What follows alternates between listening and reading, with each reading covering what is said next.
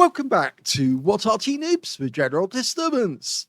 This is the Manticore. It's the Tier 10 British light tank. This one's located on the north spawn of Redshire, and it's under the command of Aurorik78 of SAMS. Game on. Well, I briefly saw the commander's vision system, a bounty exhaust, and he had an improved coated optics, so he's loaded with exactly what you need for a light tank in this game. Now the gun is a 105mm capable of 390 alpha, and he is capable with standard AP of penetrating 248mm of armor. Now this tank, we spotted a Sheridan up ahead, and there's a T49 moving through that dip right in the center. The Sheridan's taking hammering, but it's not his spot, so he didn't get that one. He's moved up to a bush, and he's barely in it, actually. Just got the front of the vehicle in there. And he spotted a Waffenträger, who just took a massive hit for 452.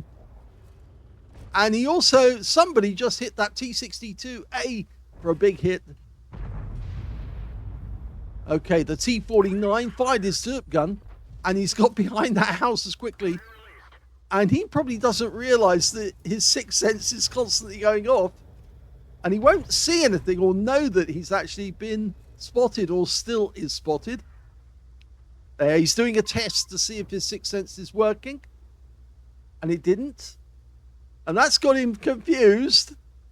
You can see he's got the big arrow above him saying, please hit that one. Yeah, this guy's going to be really confused by now. Yeah, he's moved forward. And he pulls back again to see if his sixth sense is working. And it doesn't. And now he's really confused. And he'll pull back even more. Yep. This is hilarious.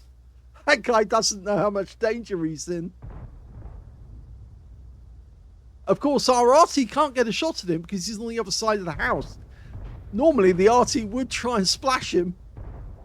Oh, I just took a big hit, and I think that was the Death Star on our team. He's up on top of the hill. Oh, no, he's not. He's actually over the other way. Oh, my God. Aurorik just killed him with one clean shot. 303 hit points. Uh-oh. He just tracked himself because he turned just as he went into the water. Okay, what's he going to do now? Oh, he's gone to a bush again. But this time round, he's spotting the Waffenträger auf Panzer as he retreats into the background. Okay, that gun shield is paper thin. And he's going directly away from us now. Nice shot. 404 hit points is a high roll. Now, this little light tank only carries 20 rounds of ammunition. And every round that Aurorik was carrying right at the start was a standard round. He's just killed the Waffenträger, and he wasn't spotted, and the Sheridan went straight past, and he didn't see him either. So that position must be a very good position to hide in. But of course, if you knock the tree down, you will give away your position. Now, it looks like that Sheridan is running away. Yes, he is. He's going for the other side of the map. In fact, it looks like the enemy hasn't got any tanks on the west side of the river now. And he gets another shot with a low roll into the Sheridan. I think he was double bushed on that as well. Now he's making a run straight towards the enemy cap area. But he's not going to cap. I suspect he's actually trying to work out where the M53, M55 is. Normal, it would be to go into that copse over there and you'd fire from there. But we didn't see any tracer coming out of there. So the enemy Arty can't be there. There's a Phoenix. Pumps one round in. Oh, and he dies to the Batchat 25 ton who happens to be directly behind us. So moving on up. Now remember, there's only a two-man crew in this tank. The commander is also the gunner and the loader, and the driver, well, he just drives. Okay, so he's moved up, knocked trees down for cover. What can he see? Well, there's the Sheridan again. Pumps one into his engine bay.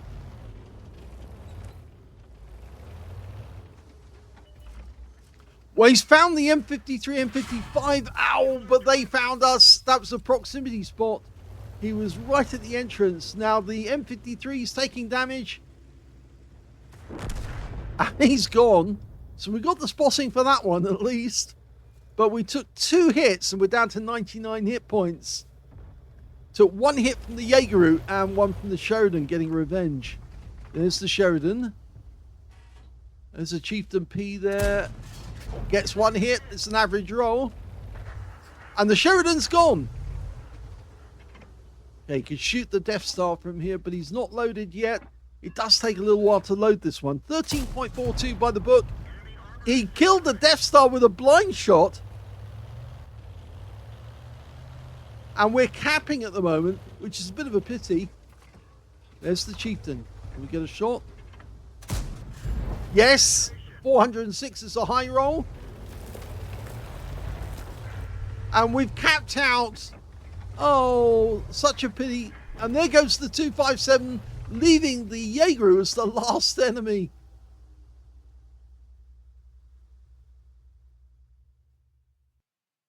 Here's the end of battle stats, and that was the first class tank of Aurorik78 of SAMS in the Manticore. He managed to get a spotter badge for spotting at least 1,000 hit points of damage. He did far more than that. He also got a fire for effect for doing more damage than the hit points to his own vehicle, and he got a tank sniper for being the highest damage at a distance of 300 meters, at least 8 shots. So yes, most of his ammunition fired at long range at the enemy, and it was very effective. His win rate from that game was 6,320. So even though he was doing spotting, he was doing a massive amount of actual damage as well. Let's have a look at the team score. Well, the second highest damage on his team, but not the highest damage overall. Highest damage overall went to the Jaegeru on the enemy team, who managed 4,043 hit points of damage. Then came the T95 on our team with 3,754, followed by Aurorik, who managed 3,014, and of course picked up the tank sniper. In fact, he was the only one to get a medal in the entire game. When it came to kills, though, he got the highest number of those, 3. 2 kills went to the Batchat 25 ton and the Leopard Prototype A, and the rest I've got 1 or 0. And in fact, actually, you can see only 5 members of the enemy team managed to get kills in that game at all. When it came to base XP, he's got that one too. So he's got the top in kills and base XP. 1,113 went to Aurorik. 970 went to the T95. 812 went to the Batchat 25 ton. And Aurorik was the only one who managed to make it over 1,000 base. He fired only 9 rounds, but every round hit the target and every round penetrated. So that's very economical use of ammunition. 3,014 hit points of damage, of which 2,308 were at more than 300 meters. So it was only 1 close range shot, and I suspect that may have been the Phoenix that he actually hit. Either that or it was the Sheridan that he ponked 1 round in to kill when he pulled away from the house. 2 hits received from the enemy. Both were penetrations, both when he exposed him. Well, it was proximity spotted by the M53, M55, and hit by them almost simultaneously. 1 shot from the Sheridan and the other shot from the Jaegeru. 7 enemy vehicles were spotted, 6 enemy vehicles damaged, 3 killed, and he got 4,736 hit points of spotting assist in the game. On a premium count, he actually made a loss in this game, I'm afraid, of 11,183 credits, but that's because of the consumables. He had to spend a lot on consumables straight off. And yes, so that was an expensive game, but he did get a great result. He also got 32 bonds, 7 for it being tier 10 and 25 for it being an achievement, and 9,184 experience points as well, including a mission reward of 6,680 for completing a mission. So yes, an interesting game. As he says, sneaky Manticore. He was moving from bush to bush, and effectively that's how you should fight if you're a light tank moving about the battlefield. You shouldn't be revealing your position if you can help it at all. And even though he got tracked by when he jumped into the river and turned at the same time, and yes, try not to do that. Try not to change your direction, because it literally invites the track to come off when you do a jump like that. But even so, he was never spotted, except when, of course, he got too close to the M53 and he didn't realize that the guy was sitting around the corner waiting for him to get close. So, yes, an interesting game, sneaky game, but lots of long-range damage. And, of course, it showed there are a few bushes on Redshire where you can actually sit with your tail end hanging out the rear of the bush, your front end nicely concealed, and the enemy can't see you unless, of course, they make a diversion to go round to your side. So, hope you enjoyed that one, because we've got another one to go. We've got a second game featuring the Manticore. Let's have a look at it. The second game is on the Berlin map, and we're on the east spawn.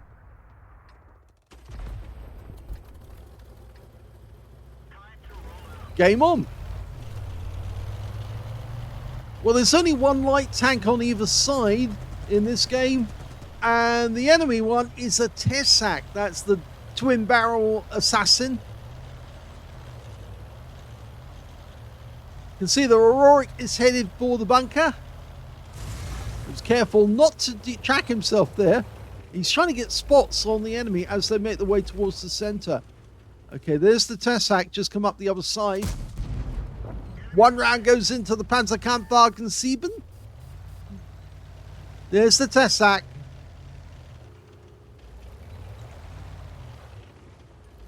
Okay, so he's reloaded again. And we're spotting a large number of enemy tanks making their way. Wasn't dialed in close quickly enough to get the Rambo. But those tanks are taking damage.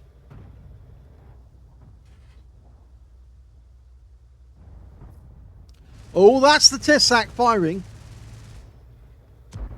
It's probably going after our Type 71, who went out a bit too far. Tessac's also got a Caro 45 as a companion, which could be dangerous to us. And now we've got enemy tanks behind us. It's an Object 277 down to the south, and the Udas.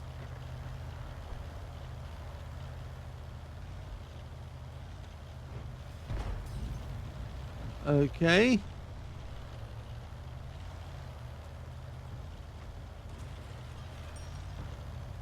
He has got teammates nearby, so he can spot for them.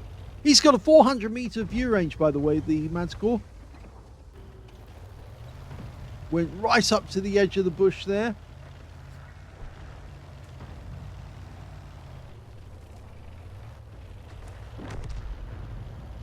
To get around that gap, he's just gone through the ditch.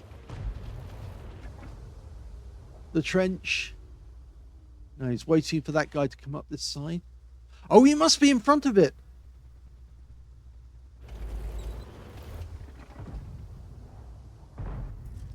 How good that camo is. He managed to not get spotted until he opened fire, and he pumped one round into the 277.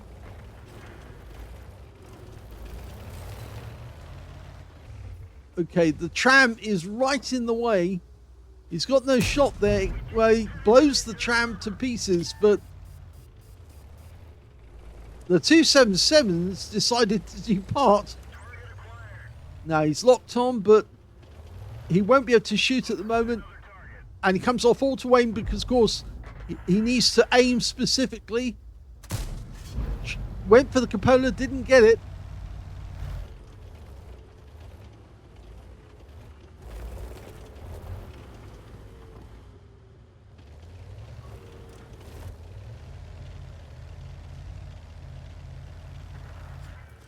There he is again. He's pulling back. Oh, he didn't actually get that one either. Went off the front plates. He's asking the G-Saw to help him. That's the G-Saw medium, not the G-Saw tank destroyer. Yeah, we got spotted just as we went across the gap. 277's trying to do a sneak and peek. Ow! Well, he hit us in the tracks. Only the tracks. I wonder if he's... Oh, no, we've got the units is in the center on our side. And they've also got the Gorilla 15 there as well. So, yeah, that was a shot aimed at us. And now he comes back round and takes one round from the 277. But he pumps one in.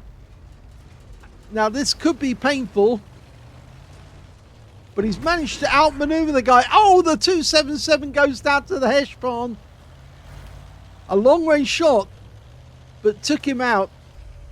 Now, the enemy seems to be doing rather well down that end, but they just lost their G-Saw tank. And we pumped one into the Sharp Future 4. Yeah, down that end is our M53, M55. And the Yag Tiger's defending him. Okay. We've probably got a shot there. Yes, we have. And he does get 397, a high roll into the Shah. Got to watch out the Udas and the Gorilla 15. Well, the Gorilla 15 is the one who might get a shot on us if we're not careful, because he's actually in the bunker. Now, Shah can't see us. Takes a hit, a high roll. 419. He's now one shot. I think the Yag Tiger wants him. Unfortunately, the Shah manages to kill our M53, M55, and we didn't get a pen for that shot. But notice how he's using the scenery to protect himself. Now he's got a one shot, and there goes the Shah to the Yag Tiger. Now, it's enough cover around here at the moment. TL7 is a long way away. There's the Gorilla. Now, he could switch to the HE. Oh my God, the Gorilla just took a massive hit there. Go for it. Yes! Takes the Gorilla down. Okay, we've got a Phoenix over here. And the Yag Tiger just took a chunk out of him. And a Caro 45. That's the same one that was with the Tessac earlier.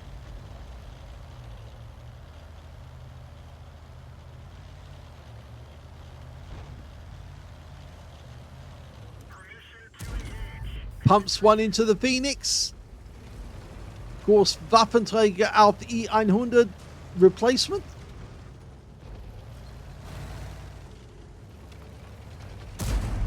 And he gets another pen, but this time round it's a low roll. The Phoenix is trying to get position so he can get his gun down.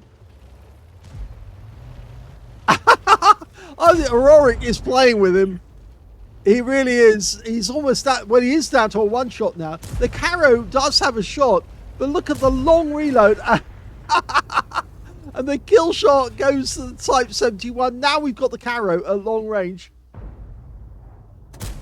And he does get him. And that wins the game.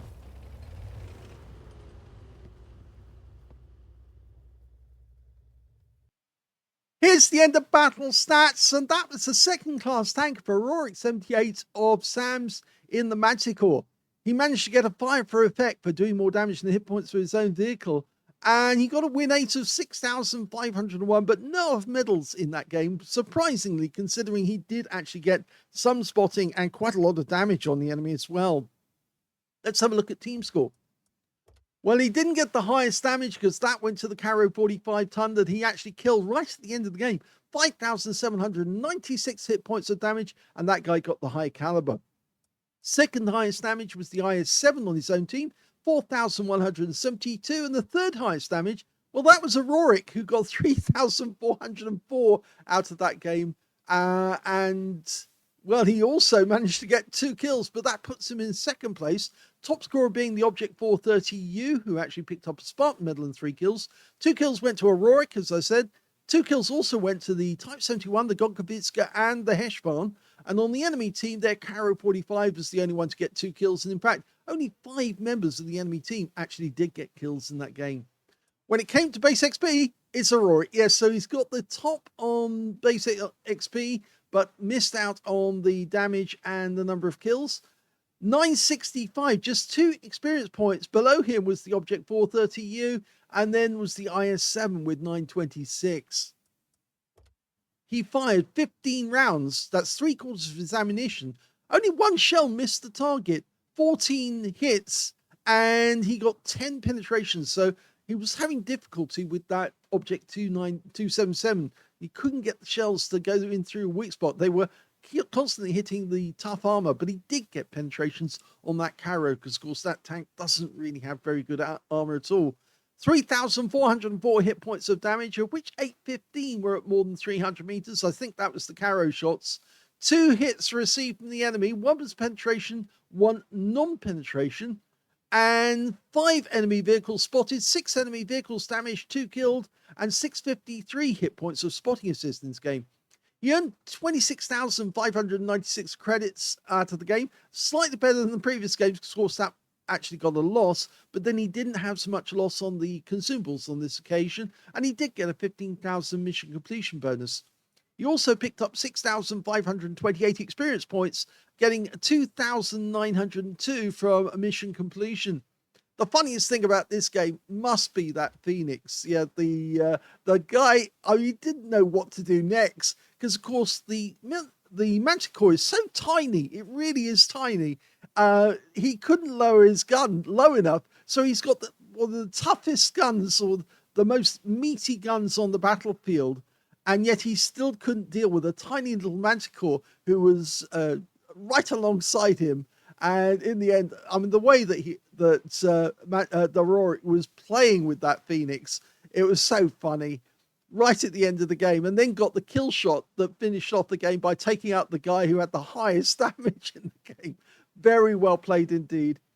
Hope you enjoyed both those games. The first one with on Redshire, which of course showed us that there are plenty of places where you can sit in a bush with your ass hanging out the other end and still spot like a champion. And of course then the game on Berlin, where even though he was challenged, to say the least, with all of those obstacles and scenery in the way, but he was still managing to get nice spots on the enemy, as you can see here. And of course, he did play around with his Phoenix. If you enjoyed this replay, then we've got more coming up featuring the Manticore. Another replay, another video coming up shortly. So do hang around, and thank you for watching.